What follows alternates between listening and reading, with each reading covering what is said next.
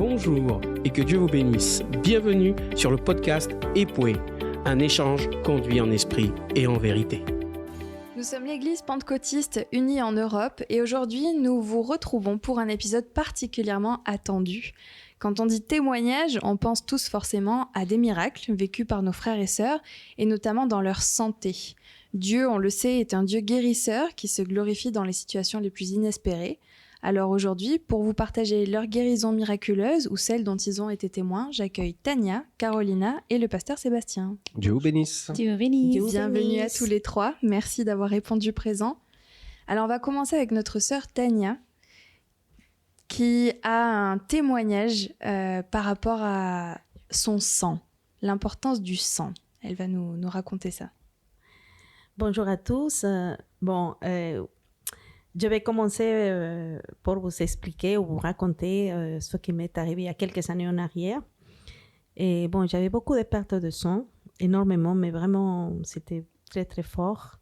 Et à cette époque-là, je travaillais autant qu'assistante maternelle chez moi. Donc, comme d'habitude, j'amène mes enfants à l'école, etc. Et à un moment donné, je me sentais vraiment très faible. Je gardais quand même les enfants, mais je me sentais très, très faible, je me sentais très, très fatiguée et ça me donnait envie de manger, de croquer même des glaçons. Énormément, énormément. Mais je ne comprenais pas pourquoi. Alors, ce que j'ai fait, c'est un jour, j'amène ma fille Sarah, la dernière, à l'école. Et quand je commence à monter pour aller à l'école, j'arrivais pas. Vraiment, j'en avais plus la force parce qu'il y avait une petite montée pour arriver à l'école. Donc, je lui dis, Sarah, tu essayes d'aller toute seule, parce qu'elle était petite, quand même, elle n'était pas très grande. Tu vas essayer d'aller toute seule, je suis là, je vais te voir d'ici, mais je n'arrive plus à faire plus de pas. S'il te plaît, tu vas à l'école toute seule. Et en revenant, j'appelle le médecin. Et donc, j'y vais chez le médecin, il me fait des prises de sang. Et le lendemain, tout de suite, midi à peu près, le médecin m'appelle, me dit écoutez madame, il faut que vous allez assez rapidement à l'hôpital. Donc j'appelle mon mari, je lui dis voilà, le médecin m'a dit qu'il faut que tu m'amènes à l'hôpital très rapidement. Et donc ok, parce que vous savez 6 d'hémoglobine, donc vraiment il faut y aller assez en urgence. Bon, mon mari m'amène. Et c'est sûr que je me sentais très fatiguée, donc ils m'ont reçue à l'hôpital, ils m'ont fait une transfusion de fer, 2 sacs de fer comme ça, je sais pas, je pense que c'est des 400 grammes chaque petit sac, quoi. Et ils ont regardé, ça montait pas, ça faisait rien du tout.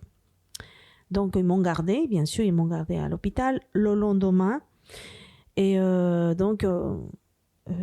cette fois, ils m'ont apporté 2 pochettes de sang. Et à ce moment-là, en fait, j'ai compris que c'est délicat. C'était très, très, très délicat. Carrément, je me suis mis quand même à pleurer parce que j'ai vu... En fait, je me suis dit quand même, c'est grave, en fait. C'est pas juste que je perds du sang et ça y est. Non, c'était très grave parce que voir que quelqu'un va...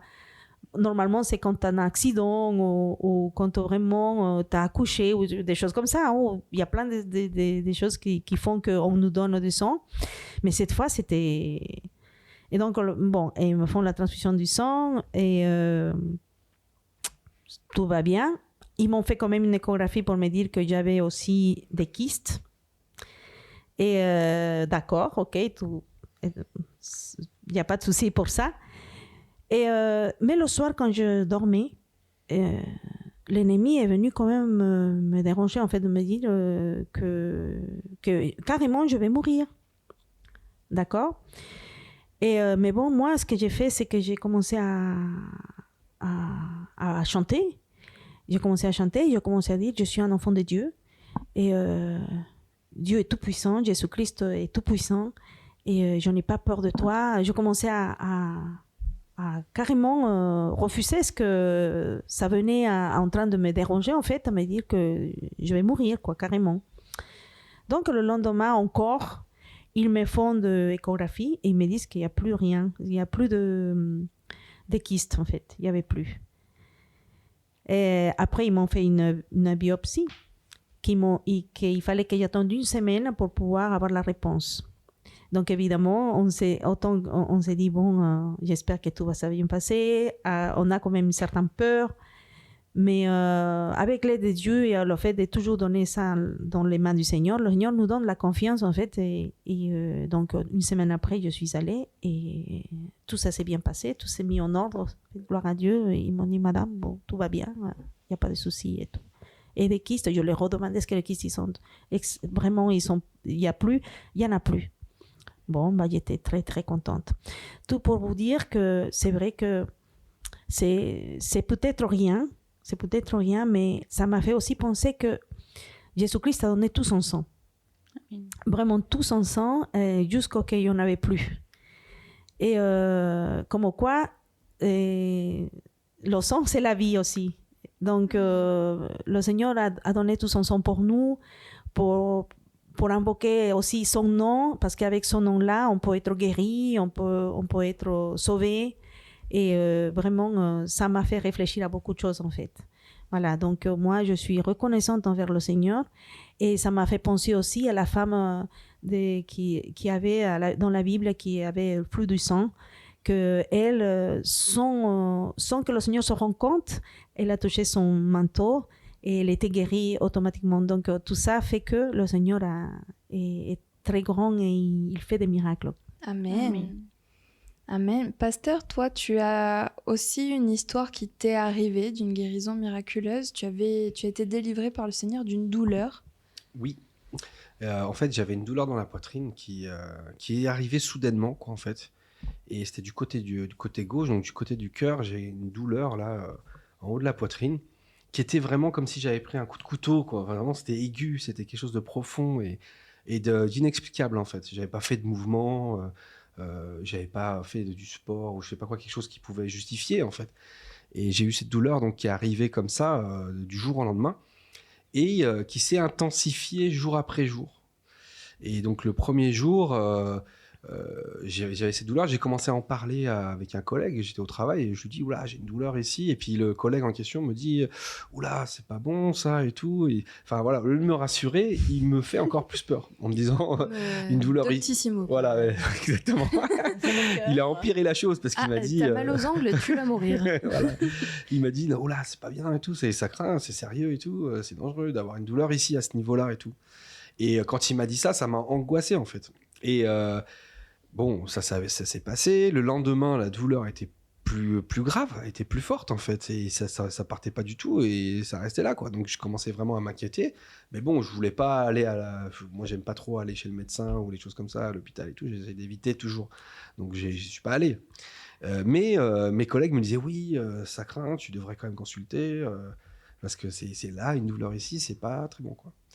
Et donc, ils m'ont angoissé, quelque chose de terrible. Et donc, le troisième jour, pareil, ça augmente encore la douleur. Pareil, dans la journée, on me dit, c'est pas... Enfin, voilà, on me dit, c'est pas super, et voilà. Et je rentre chez moi, et donc, j'avais déjà parlé avec mon épouse Tania de cette douleur-là.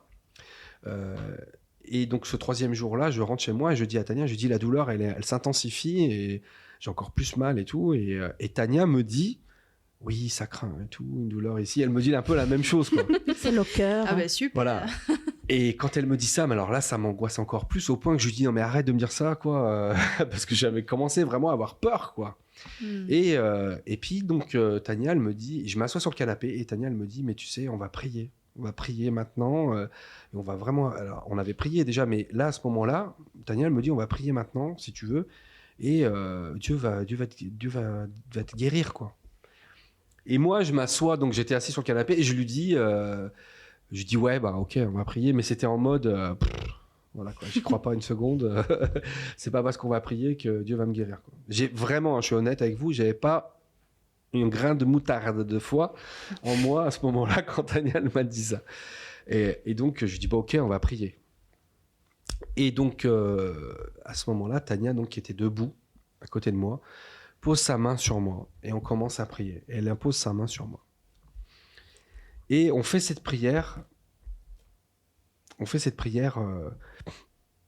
De guérison, en fait. Tania, elle commence à prier pour ça. Et moi, je commence ma prière vraiment, comme je vous l'ai dit, avec 0 foi, quoi. Vraiment sans... je la fais comme ça parce que, voilà, on a dit, on va prier, quoi. Il n'y a pas de foi, je crois pas. Et Tania commence à prier, et j'écoute la prière de Tania en priant avec elle, je l'écoute, et elle dit, je ne sais plus exactement les termes, mais elle commence à dire, voilà Seigneur, tu es tout puissant, tu peux toutes choses, nous on n'est rien, mais toi tu peux agir, tu peux guérir maintenant. Et cette phrase-là de Tania a été remplie de foi. Parce que Tania était en train de prier avec foi en disant, voilà, nous on est rien, on peut rien pour ce genre de choses, mais toi tu peux toutes choses, quoi. Tu peux guérir maintenant, tu peux poser ta main et guérir Sébastien. Et je sens dans la prière de Tania la foi, en fait. Je sais pas comment expliquer, c'est un peu compliqué à expliquer, c'est inexplicable en fait. Je sens la foi de Tania dans cette prière. Et cette foi se transmet à moi en fait. Tout d'un coup, cette parole qu'elle vient de dire, en fait, je la sens, je la vis et je la prends pour mon compte. C'est-à-dire, Seigneur, nous on n'est rien, mais tu peux tout, toi. Et là, il s'est passé quelque chose, frères et sœurs, qui est très compliqué à expliquer parce que c'est quelque chose qu'on vit, qu'on n'explique pas, mais qu'on vit. C'est-à-dire que j'ai senti la présence de Dieu d'une manière extraordinaire. Mais vraiment, je sais pas, c'est indescriptible. Et à ce moment-là, je me suis mis à parler en langue. Donc vraiment, la présence de Dieu était forte. Et je parle en langue, et je sens comme quelque chose qui rentre dans ma poitrine. Comme si la main de Dieu rentre dans ma poitrine. Et trifouille, quoi, fait quelque chose, quoi. Et en même temps, dans la présence de Dieu, et moi je parle en langue à ce moment-là. Et dans la présence de Dieu, je sens la présence de Dieu et le Seigneur qui me dit, je te guéris. Et il me dit ça, il me fait comprendre ça, qu'il est en train de me guérir. Et il me dit aussi, tu vas en témoigner, tu vas expliquer ça, tu vas raconter cette histoire. Alors je vous dis ça comme ça en vrac, hein, mais il se passe quelque chose que je ne peux pas vraiment expliquer. C'était quelque chose, une expérience, une des plus grandes expériences de ma vie dans la présence de Dieu. Vraiment, c'est quelque chose d'extraordinaire. Et ça, là, aujourd'hui, ça me fait penser au verset de Exode, au chapitre 15, où le Seigneur dit « Je suis l'Éternel qui te guérit ». C'était vraiment ça, où Dieu était en train de me dire « Je suis en train de te guérir et en plus, tu vas raconter ça ». Et donc, moi, je parle en langue. Et tout d'un coup, je me mets à pleurer dans la présence de Dieu, comme ça. Et avec cette expérience-là, je me mets à pleurer, vraiment comme un enfant, quoi. Vraiment, je pleure de tout mon cœur et à tel point que frère et sœur, vraiment il y avait une flaque d'eau par terre. Vraiment il y avait une flaque de larmes parce que j'ai pleuré, mais tous les larmes de mon corps. Et ça dure. Et à ce moment-là, Tania, qui était avec moi, interrompt sa prière parce que je pleure non-stop sans m'arrêter. Elle me dit, mais qu'est-ce qu'il y a Elle essaye de comprendre qu'est-ce qui se passe, quoi. Elle me pose des questions, mais moi, je pleure tellement que je n'arrive pas à m'arrêter pour lui parler, pour lui dire ce qui vient de se passer, en fait. Et donc, elle est là avec moi en train de m'appuyer, mais elle aimerait bien comprendre. Elle essaye de comprendre, et moi, je pleure. Et j'arrive pas à me contrôler, j'arrive pas à m'arrêter. Et elle me dit, mais qu'est-ce qu'il y a ? Qu'est-ce qui s'est passé et tout ça ? Et j'essaye de me calmer pour pouvoir lui expliquer. Et j'arrive plus ou moins à m'arrêter de pleurer. Et je vais vers la table où il y avait du sopalin pour me moucher, en fait, parce que j'ai tellement pleuré que voilà, c'est sorti partout, quoi. Et donc, je prends le mouchoir et je me mouche. Mais il faut savoir que la douleur que j'avais était tellement forte que même de faire comme ça me faisait mal. Donc de se moucher, vous savez, vous forcer comme ça, c'était impossible pour moi. C'était une douleur, en fait. Et donc là, je me mouche sans y penser. Et en me mouchant, je me rends compte que je viens de me moucher sans avoir aucune douleur parce que j'ai plus de douleur. La douleur a complètement disparu. Et donc je me mouche et là, en me constatant ça, je me remets à pleurer. Je me remets par terre parce que j'étais par terre, la tête entre les jambes en train de pleurer. Ouais, voilà. Là, la sœur, elle essaie de comprendre. Et j'avais toujours pas réussi à lui expliquer, en fait. Hein. Et je repars dans les larmes, mais vraiment par terre, la tête dans les genoux, en train de pleurer et tout ça. De reconnaissance, cette Mais fois-ci. oui, parce que c'était trop merveilleux, en fait. Ce qui m'est arrivé était quelque chose, une expérience extraordinaire dans la présence de Dieu, où Dieu m'a fait non seulement sentir sa main en moi, mais aussi sa présence autour de moi, puis sa voix qui me dit « Je te guéris » et en plus, tu vas en témoigner. C'est une expérience extraordinaire qui m'arrive. Donc, je peux m'arrêter de pleurer et quand je me suis arrêté et que je me suis mouché, je suis reparti parce que je me suis rendu compte que j'avais absolument plus de douleur. Et donc là, je pleure encore un coup, j'arrive à me calmer et finalement, je finis par expliquer à Tania, à lui expliquer ce qui m'est arrivé. Et cette expérience était quelque chose d'extraordinaire. Et du coup, le lendemain matin, c'était un samedi, je crois, ou c'était un vendredi ou un jeudi, je sais plus, mais en tout cas, le lendemain, on était au culte. C'était peut-être un... Jeudi et vendredi, c'était le culte. C'était le jeudi que ça m'est arrivé, et le vendredi, il y avait un culte, vendredi soir. Et donc, je vais au culte, et je dis au pasteur, il faut que je témoigne, parce que le Seigneur m'a demandé, et je lui explique l'histoire, et je lui dis, Dieu m'a dit, tu vas témoigner de ce que je t'ai fait. Et cette histoire, je l'ai racontée tout un tas de fois, en fait, après ça, parce que Dieu m'avait dit, tu vas témoigner. Et donc j'ai témoigné et j'ai expliqué ça plusieurs fois pour montrer ce que Dieu m'avait fait. Et donc voilà, j'ai été guéri comme ça instantanément. Je n'avais plus aucune douleur. C'était extraordinaire. Incroyable. Et surtout, voilà, cet événement-là est un événement clé dans ma vie, en fait, dans ma vie chrétienne. Amen. J'ai vraiment senti la présence de Dieu, l'action de Dieu, la voix de Dieu, tout, quoi. C'était tout. C'était incroyable. Incroyable. Ouais. J'ai pas de mots. Sans transition, Carolina. À ton tour de nous témoigner. Cette fois, c'est une guérison miraculeuse que toi, tu as vue, que tu n'as pas vécue dans ton corps, mais que ton père a vécu. Ouais. Donc, est-ce que tu peux nous raconter ça? Oui. Bon, juste pour vous dire, avant de se faire baptiser, mon père, il était quelqu'un qui... On va dire, il croyait en Dieu, mais il n'obéissait pas à Dieu. Il était quelqu'un vraiment qui était loin des dieux. Et, à un moment donné, ma mère, elle était fatiguée de sa vie avec mon père. Et un jour, ma mère, elle a dit, Seigneur, je ne peux plus. Je te donne mon époux. Je ne peux rien faire. C'est toi qui vas faire l'œuvre, c'est toi qui vas agir. Même, elle a dit avec ces mots, même si je dois l'amener à l'hôpital, même si je dois les rendre visite en prison, fais ce que tu dois faire. Moi, je ne peux plus. Et à ce moment-là, j'étais petite, j'avais 9 ans, 10 ans. Non, j'avais 9 ans. Et je venais de me faire baptiser. J'avais déjà compris les messages, j'avais déjà compris qu'il fallait se faire baptiser pour être sauvé, tout ça. J'avais déjà conscience de tous les messages. Et je venais de me faire baptiser. C'était en juin. Et le mois de novembre, mon père, il commence à avoir mal. Mal en bas, je ne sais pas comment dire ici, au niveau de la hanche. Oui, là, il avait très très mal, mais côté gauche. Mais ce n'était pas très grave. Mon père, il est quelqu'un qui n'aime pas aller à l'hôpital non plus, comme le pasteur. Et du coup, il commence à on va dire, il ne voulait pas penser à la douleur. Au bout d'un moment, il commence à dire non, vraiment, j'en peux plus, j'ai très très mal. Et en Colombie, le système de santé, il est très très mauvais. Donc, on a pris rendez-vous médical et ça a pris très très très longtemps. Donc, on a dit non, on ne va pas attendre, on va chez les médecins particuliers. Et on est allé, le médecin, il a fait quelques tests, quelques examens. Il a dit, monsieur, vous avez une tumeur. Et c'est grave, il faut que vous allez à l'hôpital, quoi. Donc, mon père, il est allé. C'était déjà le mois de décembre. Et ils ont fait plein de tests, ils ont fait aussi une biopsie. Et ils ont dit, bon, vous avez un cancer. Et c'est très, très... vous savez, il y a plusieurs types de cancers. Et le cancer que mon père il avait s'appelle cancer no-Hodgkin, très, très douloureux. Mon père, il dit qu'il sentait qu'il avait une machine à repasser à l'intérieur de son corps, tellement ça lui faisait du mal. Et donc... on a commencé avec un traitement, il fallait faire une opération, mais ça allait prendre du temps. Donc, on a commencé avec un traitement avec un médicament qui s'appelle oxycodone. Juste pour vous dire, ça c'est plus fort que la morphine. Ouais. Au moment donné, c'était tous les 8 heures. Après, c'était tous les 7 heures, tous les 6 heures. À la fin, c'était tous les 30 minutes. Tellement c'était douloureux pour mon père. Et moi, j'avais jamais vu mon père pleurer. Jamais. Mon père, il a toujours été quelqu'un de très fort.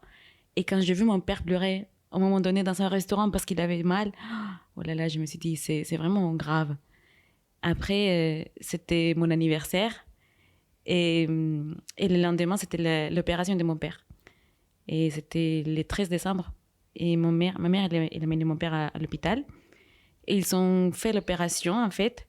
Mais quand ils ont ouvert, on va dire, les ventres de mon père, et ils ne savaient pas quoi faire. Parce qu'en fait, la tumeur, elle avait tellement grandi qu'ils ne pouvaient pas l'enlever. S'ils s'enlevaient la tumeur, mon père, il allait mourir. Tellement il allait perdre du sang et tout. Donc il y avait vraiment une machine à repasser. Hein, lui, quoi. Oui, c'est ça. Je pense que plus grand qu'une machine à repasser, en fait. Parce qu'au début, c'était au rein. Mais après, ça passait à plusieurs autres... Plusieurs organes. Plusieurs organes, c'est ça. Donc, finalement, ils ont dû fermer mon père. Et ils se sont dit... Moi, j'étais pas avec ma mère à ce moment-là. J'étais à la maison. Et le médecin, il est venu voir ma mère. Il a dit, bon, madame, j'ai 2 nouvelles. Une bonne nouvelle et une mauvaise nouvelle. Laquelle vous voulez entendre? Donc, ma mère, elle dit, donnez-moi d'abord la bonne nouvelle. Il a dit, bon, la bonne nouvelle, c'est que votre mari, il est encore vivant. La mauvaise nouvelle, c'est qu'il a 3 jours de vie. Il va mourir dans 3 jours. Ah bah, il était marrant, ce médecin, quand même. Hein. Ouais. Franchement, quel tact. Ouais, c'est ça. Mais... Ça a été sa façon d'expliquer la chose, quoi. Oui, c'était très dur. Et ma mère, elle a commencé à pleurer. Et après, elle a commencé à dire, qu'est-ce que je vais faire? On n'avait pas préparé quelque chose pour enterrer mon père, rien. C'était vraiment 2 jours au lendemain que ça s'est passé. Bon, pas 2 jours au lendemain, mais on n'avait pas préparé, on n'avait pas du tout prévu ça. Donc ma mère, elle a commencé à pleurer. Et la première chose qu'elle a fait, c'était appeler les pasteurs, notre pasteur à ce moment-là. Elle a expliqué toute la situation. Et le pasteur, il a été très sage. Il lui a dit, bon, sœur Betty, ne vous inquiétez pas. C'est Dieu qui a les derniers mots. Amen. Les médecins, ils peuvent dire il va mourir dans 3 jours, dans 1 semaine, il va pas mourir, mais en fait, c'est un humain. C'est Dieu qui a créé votre mari, c'est Dieu qui a permis cette situation, donc il a les derniers mots. Amen. Donc à ce moment-là, ma mère, elle s'est remplie de foi, de force, et on a commencé à prier, à beaucoup prier pour mon père à l'église, ma famille, tout le monde s'est mis à prier pour mon père. Donc, c'était décembre en plus. Décembre, vous savez, c'est l'époque où tout le monde essaie de partager avec sa famille. C'est la fin de l'année. Donc, le médecin, il a dit, bon, je vous rends votre mari. Profitez. S'il arrive jusqu'à Noël, profitez. Donnez-lui à manger tout ce qu'il veut. S'il arrive à Nouvel An, profitez encore plus. Mais il ne va pas passer l'année prochaine. Donc, c'était très dur. J'étais toute petite. À ce moment-là, je comprenais, mais pas trop. Je savais que mon père il était malade, mais je savais pas que c'était tellement grave.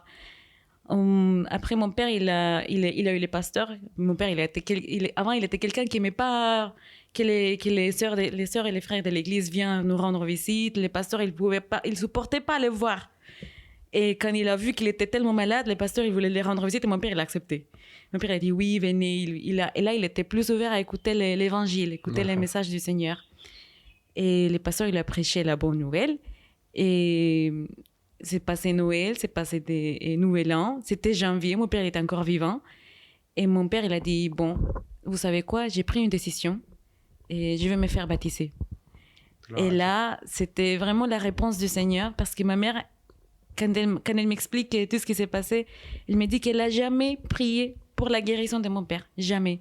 Ce qu'elle demandait au Seigneur, c'était le salut de mon père.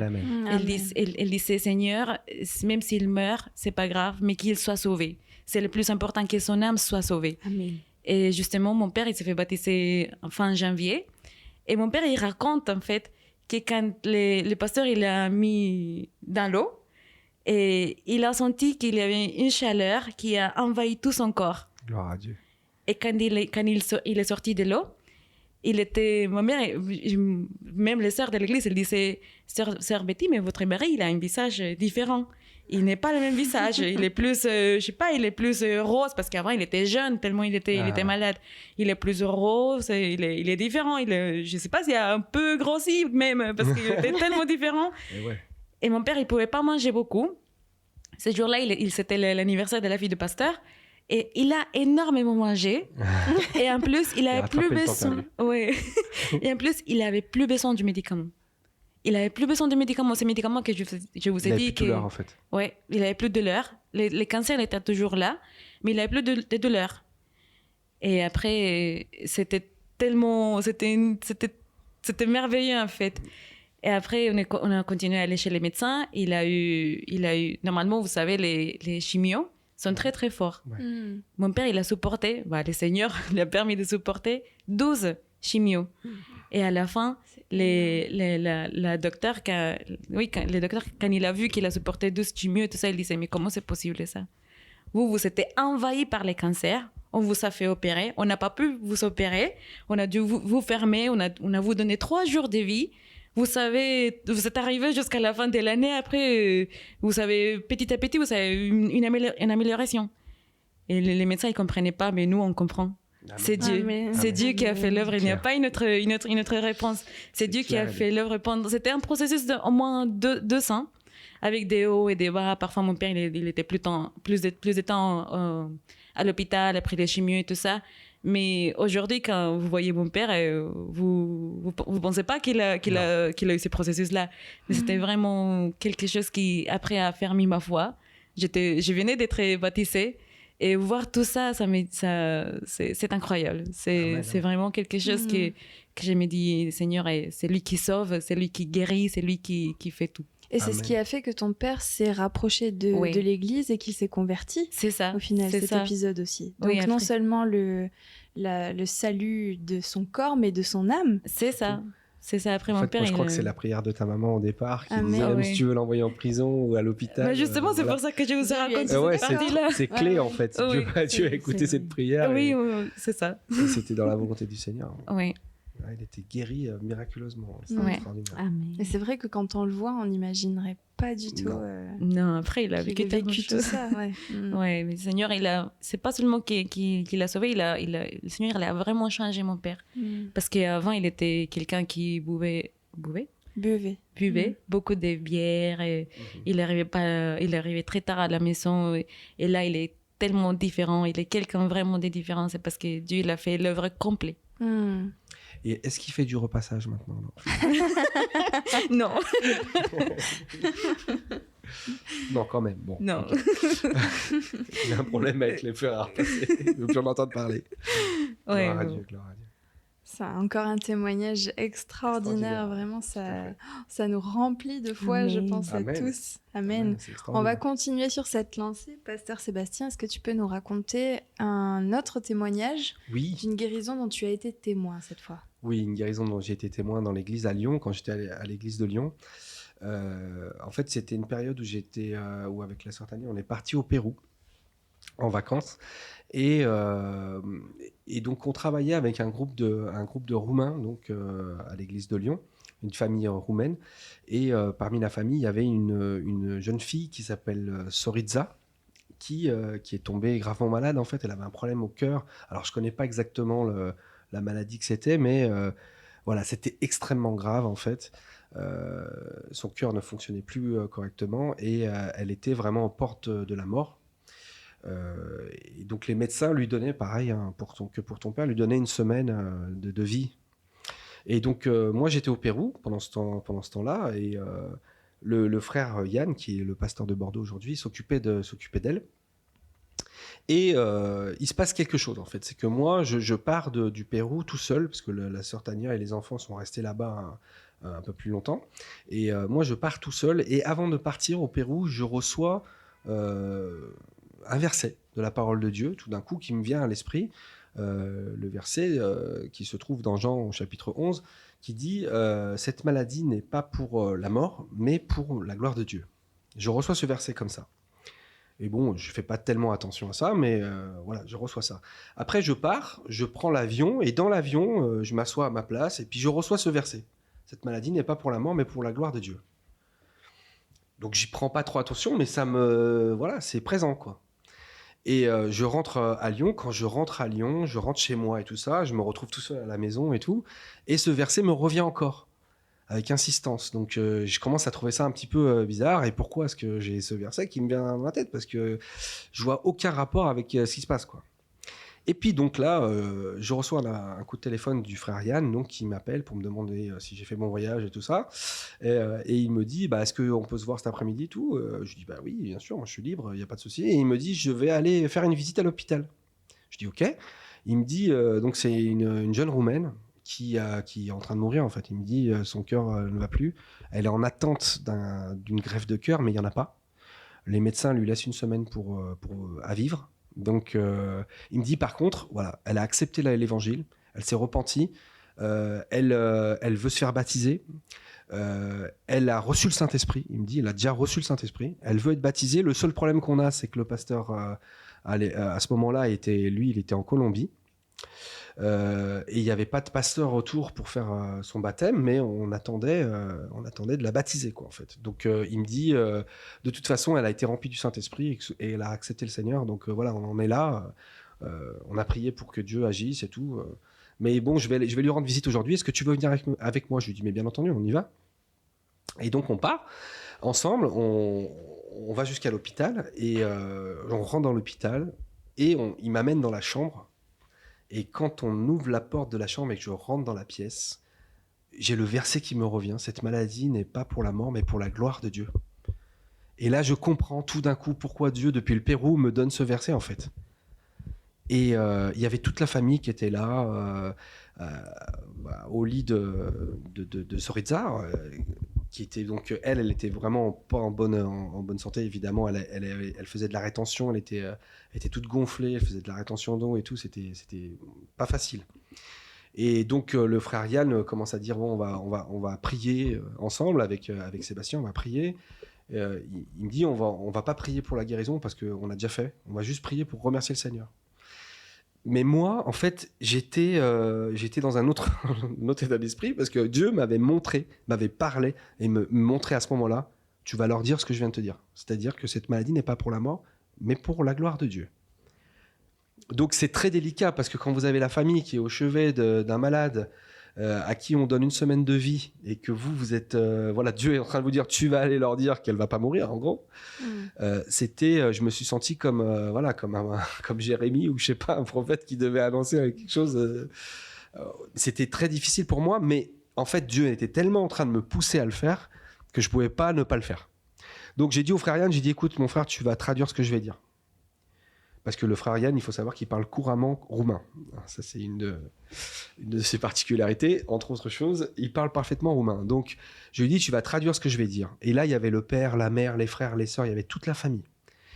Et donc, je lui dis, voilà, je leur ai dit, voilà ce qui vient de m'arriver. Je reviens du Pérou. Et je leur explique. Je leur ai dit, le Seigneur m'a donné un verset pendant que j'étais là-bas, qui m'a redonné quand je suis dans l'avion, qui m'a redonné quand je suis arrivé, et qui m'a donné là, à l'instant, quand je suis rentré dans la pièce. Et je leur ai dit, ce verset-là, c'est celui-ci. Cette maladie n'est pas pour la mort, mais pour la gloire de Dieu. Et je leur dis, votre fille va pas mourir, Soritza va pas mourir, parce que Dieu va la guérir.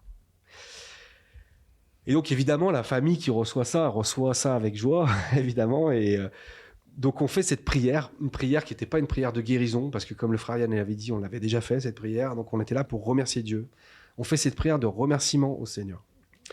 Et après ça, bon, il y a eu tout un épisode où on a cherché une solution pour la baptiser parce qu'il n'y avait pas de pasteur à ce moment-là. On a cherché du côté de l'Espagne s'il y avait un pasteur qui pouvait venir pour faire le baptême, mais il n'y avait aucune solution. Donc on a appelé le pasteur Thierry, mais aussi le missionnaire d'Espagne pour lui demander qu'est-ce qu'on pouvait faire. Et finalement, ils nous ont donné l'autorisation, au frère Yann et à moi, de la baptiser. Donc on a baptisé Soritza à l'hôpital. Il y avait une chapelle à cet endroit-là.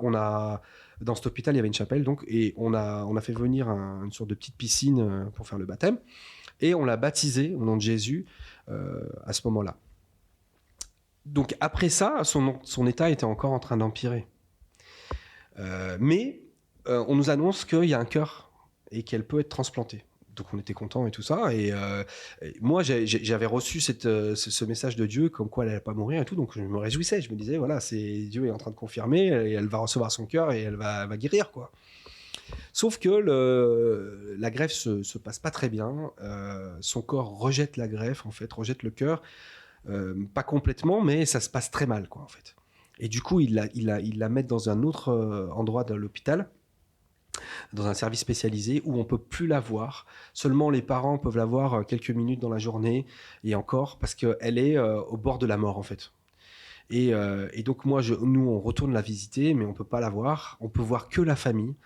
Et je me retrouve avec le papa qui me dit bon voilà, dis-moi quelque chose, quoi. Parce que la dernière fois que je l'avais vu, je lui avais dit que sa fille n'allait pas mourir, quoi. Donc il me questionne comme s'il est en train de me dire voilà, dis-moi ce que Dieu a à nous dire aujourd'hui, quoi. Que ma fille va guérir, confirme.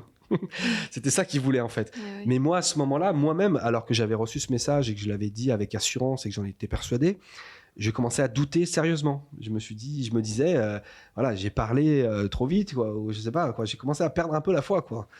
Et j'avais peur, quoi. Et la seule chose que j'ai pu dire au père de Soritza à ce moment-là, c'est, écoute, quoi qu'il arrive, qu'elle survive ou qu'elle meure, ce qui compte le plus, c'est qu'elle a reçu le Seigneur Jésus-Christ et que même si elle meurt aujourd'hui, elle se retrouvera avec le Seigneur. Donc, on n'a pas à s'inquiéter, on doit remercier Dieu. Elle est sauvée. De toute façon, elle est sauvée. Voilà, c'est la seule chose que j'ai pu lui dire. Et ça lui a pas plu parce que lui, il attendait un message de nouveau qui lui dise que sa fille allait pas mourir. Mais c'est tout ce que j'ai pu lui dire à ce moment-là. En toute honnêteté, je pouvais pas lui dire mieux que ça. Et ça a été très, très, très difficile pour moi. Mais quelques jours après, on a eu des bonnes nouvelles, comme quoi ça s'améliorait de jour en jour, d'heure en heure, ça s'améliorait. Et son corps était en train d'accepter en fait le cœur qu'elle avait reçu. Et finalement, voilà, elle a complètement accepté ce cœur et elle a commencé à se remettre en santé et tout ça. Et puis, bon, quelques temps après, elle est sortie de l'hôpital et en pleine forme. Et en fait, Zoritza était complètement guérie. Et ensuite, quand je l'ai vue à l'extérieur, elle était super bien. Elle était changée. Comme tu disais, pour le visage de ton père, quand je l'avais vue à l'hôpital, elle était vraiment dans un mauvais état. Et ensuite, quand on est sorti, elle avait un visage radieux. Elle avait, bien sûr, comme elle faisait de la rétention, elle était bien gonflée. Là, elle avait plus de tout ça. Elle était bien. Et puis, elle était en pleine forme, quoi, en fait. Et bon, après ça, voilà. Après ça, Dieu lui a permis de se marier, d'avoir des enfants et tout ça. Et elle est en pleine santé aujourd'hui. Donc, Dieu l'a guérie, quoi, finalement. Et cet épisode a été pour moi aussi quelque chose de personnel parce que voilà, Dieu m'a donné le message de leur dire à tous, vous inquiétez pas, quoi. Et après, moi-même, j'ai douté du message, mais un peu comme Jean-Baptiste, quand il s'est retrouvé en prison, il a annoncé le Seigneur, mais quand il s'est retrouvé en prison, il a dit, est-ce que vous pouvez aller voir pour savoir si c'est vraiment lui le Messie ou pas? Juste pour vérifier. Voilà, pour être sûr, parce qu'il était en prison, en fait. Et là, c'était un peu pareil. Moi, je me suis retrouvé avec, ça va pas trop, comment on fait? J'ai commencé à perdre un peu la foi. Mais en fait, voilà, Dieu s'est vraiment glorifié, l'a sauvé complètement, l'a guéri complètement, et c'était merveilleux. J'ai juste une question. Et après cet épisode des guérisons miraculeuses, la famille, ils ont fait quoi? Ah bah là, toute la famille, ils étaient assidus à l'église et tout ça. Ils étaient reconnaissants envers le Seigneur, bien évidemment. Et il y a pas mal de personnes de cette famille-là qui ont donné leur vie au Seigneur après ces épisodes-là. Ça a beaucoup joué dans la conversion de certains. Merveilleux. Caroline, toi, ton père a été un instrument de Dieu une deuxième fois. Oui. Puisqu'il a vécu une autre guérison miraculeuse. Oui. Cette fois-ci, il a eu une ACV. AVC. Une AVC. En fait, c'était pendant la nuit. Et j'ai travaillé déjà. Et une nuit, mon père, il a décidé d'aller aux toilettes. Sauf qu'à ce moment-là, il a remarqué qu'il ne pouvait pas bouger son corps. Comme il a peu, il s'est levé du lit, il marchait, mais quand il était en train d'arriver aux toilettes, il est tombé par terre. Et mon père, il est grand. Donc, bien sûr, on a entendu le bruit. Et avec ma mère, on s'est réveillés. Et on a vu mon père là, par terre. C'était vraiment... Ça m'a fait beaucoup de mal voir mon père comme ça. Et avec ma mère, on a essayé de le lever, on l'a relevé et on l'a mis sur les canapés. Et on voyait que mon père, il parlait pas bien. Il pouvait pas, comment dire, il parlait pas bien en fait. Il pouvait pas marcher. Il était réveillé, mais c'était bizarre. Donc, la première chose qu'on a fait avec ma mère, c'était de prier. J'ai dit, maman, on va prier, on va invoquer le nom de Jésus. Je sais pas qu'est-ce qui se passe, mais le Seigneur, il connaît. Donc, on a prié et ensuite, on a appelé les urgences. Et il y a eu l'ambulance qui est venue.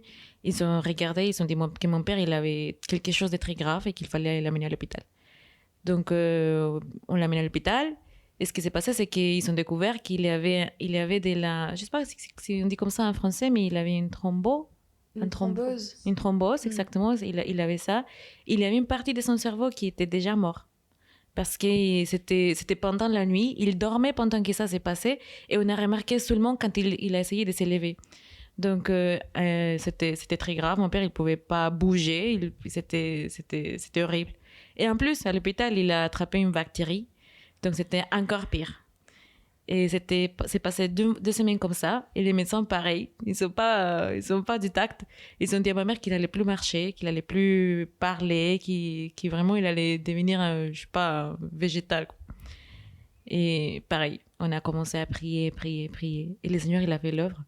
Petit à petit, la bactérie, il n'était plus là. Et il y a eu une nuit où mon père, il a eu une crise.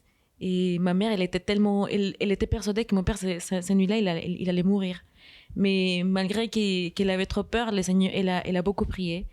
Et il criait à l'hôpital, il disait dans le nom de Jésus et tout ça. Et après, le Seigneur, le lendemain, il a fait l'œuvre, il a commencé petit à petit. Et 15 jours après, mon père, il était bien. 15 jours après, mon père, il a pu sortir de l'hôpital. Ils ont dit il faut qu'il fasse des thérapies pour récupérer la mobilité de son corps et tout ça. Il a fait juste une thérapie, et là où il marche, il peut cuisiner, il parle bien, et lui, il sort tout seul des fois. Ça me fait peur, mais le Seigneur, il est avec lui. Mais des fois, il sort tout seul, il monte des escaliers, il descend des escaliers. Des fois, même, il fait des sports à la maison. Et c'est vraiment Dieu. C'est vraiment Dieu. Et le Seigneur, il a beaucoup utilisé mon père pour que nous, on soit fortifiés. Amen. Quelle merveille, parce que si vous aviez écouté les médecins... Ah oui, non. Il faut écouter le Seigneur. Comme quoi, ils y connaissent rien du tout. Hein. C'est des hommes. C'est des hommes. Amen. J'ai une dernière question pour vous. Après avoir vécu et avoir été témoin de tellement de miracles aussi merveilleux, vraiment, je suis très touchée par tout ce que vous avez raconté.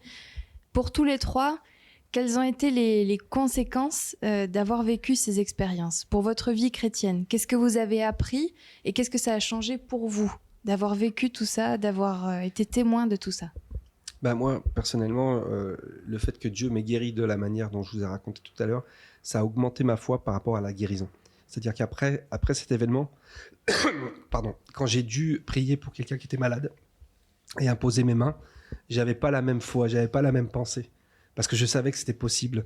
C'est-à-dire que Dieu ne va pas guérir systématiquement parce qu'on impose les mains et qu'on invoque le nom de Jésus. C'est clair. Malheureusement, parce que ce serait pas mal. Mais après, on se prendrait pour des super-héros, quoi, si ça se passait comme ça. Mais par contre, ma foi a changé. C'est-à-dire qu'aujourd'hui, quand je prie pour quelqu'un en imposant mes mains, je sais que Dieu peut faire des choses extraordinaires, des guérisons extraordinaires. Donc ma foi dans la guérison au nom de Jésus, elle a augmenté fois 1000, quoi. Bon, moi, je peux dire aussi d'avoir confiance en Dieu, vraiment. Et même si des fois, il y a des moments de faiblesse, il faut toujours, je pense, demander au Seigneur de nous fortifier la foi. Et chaque fois qu'on entend des témoignages, le Seigneur nous fortifie énormément de la foi. Et personnellement, c'est vrai que quand on prie toujours dans le nom de Jésus, il y a la puissance. Quoi. Il y a vraiment la puissance, il y a la guérison dans le nom de Jésus. Donc c'est vrai, c'est une vérité en fait que le nom de Jésus est tout puissant et c'est ça en fait qui me fortifie aussi. Voilà. Amen. Et toi, Caroline? Pareil. C'est vraiment une expérience où le Seigneur il fortifie nos foi. Et quand mon père il a eu le cancer, je venais d'être baptisée, j'étais une fille. Et je pense que c'est ça qui m'a vraiment permis de vivre une adolescence dans le Seigneur, parce que je me suis dit, si le Seigneur il a sauvé mon père quand il avait le cancer, et il n'y a rien d'impossible pour lui. Amen. Il n'y a rien d'impossible et je vais suivre ce Dieu-là. Je vais suivre ce Dieu qui sauve, qui guérit, qui restaure. C'est mon Dieu. Là, j'ai vraiment pris connaissance du pas que j'avais fait, parce que malgré que j'avais 9 ans, j'étais quand même petite. J'étais une fille, mais là, c'est vraiment quelque chose qui m'a permis de m'affermir. Oui, de m'affermir dans la foi et dans les chemins du Seigneur. Et après, quand il a eu l'AVC, c'était pareil. Après, j'ai témoigné de ça à l'église, j'ai témoigné de ça à mes amis. Et c'est vraiment des gens qui disent waouh, c'est vraiment Dieu qui fait ça, parce qu'il n'y a pas une autre explication. Amen. Donc ça a vraiment fortifié ma foi et les changements de mon père. Et pour vos familles aussi, est-ce que ça a été un moyen de les amener à s'intéresser à Dieu? Oui. Si ce n'est de les sauver. Comme Solixa, sa famille, elle était guérie, Solixa, et la famille est venue au Seigneur. Gloire à Dieu, c'est vraiment merveilleux. Et aujourd'hui, qu'est-ce que vous aimeriez dire à quelqu'un qui attend toujours son miracle? qui est malade ou qui a eu un accident peut-être grave, qui est à l'hôpital, à qui les médecins disent il te reste plus beaucoup de temps. Déjà, il ne faut pas écouter ce que dit le monde, parce que voilà, on a bien constaté que le monde nous dit des choses qui sont pas là pour nous aider, au contraire, qui vont peut-être empirer les choses, comme tous ceux qui me disaient oh là là, mais c'est très grave ce que tu as. C'était pas pour nous rassurer, ou alors dire il reste 3 jours à vivre, alors que ça fait 3 jours et je ne sais combien d'années que ton père est encore en vie, donc gloire à Dieu. Donc pas écouter la mauvaise nouvelle, mais écouter la bonne nouvelle. Et la bonne nouvelle, c'est que notre Dieu, rien n'est impossible à lui. Et qui peut guérir dans n'importe quelle situation. C'est le médecin des médecins, c'est le docteur des docteurs, comme on dit toujours. Et donc, il faut avoir foi dans le Seigneur, pas écouter les mauvaises nouvelles du monde, mais écouter la bonne nouvelle de notre Seigneur. Amen. C'est comme la Bible dit clairement, malheur à l'homme qui se confie dans l'homme. Donc, c'est vrai qu'un médecin, c'est un être humain limité, mais Dieu n'est pas limité. Dieu est tout puissant. Donc, il faut faire confiance en Dieu et avoir la foi en Dieu et croire que ce que lui, il va faire. Et même, il y a une chose très intéressante, ce qu'on vient d'écouter, c'est que c'est vrai que le plus important, ce que j'ai bien aimé, c'est que la maman de Carolina demandait que son âme soit sauvée. Ça, je pense que c'est très important, même s'il y a quelqu'un qui est malade, qu'il comprenne que son âme est très importante, qu'il soit sauvé. Après, le Seigneur fait le reste. S'il a envie de te guérir, il te guérit dans le nom de Jésus. Voilà. Amen. Et c'était très beau dans vos témoignages, l'importance accordée à la prière aussi dans ces épisodes-là. À chaque fois, il y a eu une prière avant, mais aussi après, une prière de reconnaissance. Et c'est très beau parce qu'on voit que Dieu s'est glorifié d'une manière extraordinaire. Et il y a ce passage dans Jacques qui nous parle aussi de la prière par rapport à la guérison, qui nous dit dans Jacques 5,15 « La prière de la foi sauvera le malade et le Seigneur le relèvera. » Amen. Amen. Et c'est encore un verset merveilleux de la parole de Dieu. Bien, je vous remercie pour ces témoignages merveilleux qui personnellement me fortifient énormément. Et j'espère que ce sera une bénédiction pour tous les auditeurs. C'était l'Église pentecôtiste unie en Europe pour le podcast Époué. Merci de nous avoir écoutés jusqu'au bout. Rendez-vous la semaine prochaine pour un nouvel épisode. Et d'ici là, n'hésitez pas à nous partager, vous aussi, vos expériences avec le Seigneur, vos guérisons miraculeuses, en commentaire et sur toutes nos plateformes. Vous pouvez retrouver nos cultes et tous les épisodes à Époué France Marseille. Bonne semaine, soyez bénis. Que Dieu vous bénisse. Dieu vous bénisse. Dieu vous bénisse.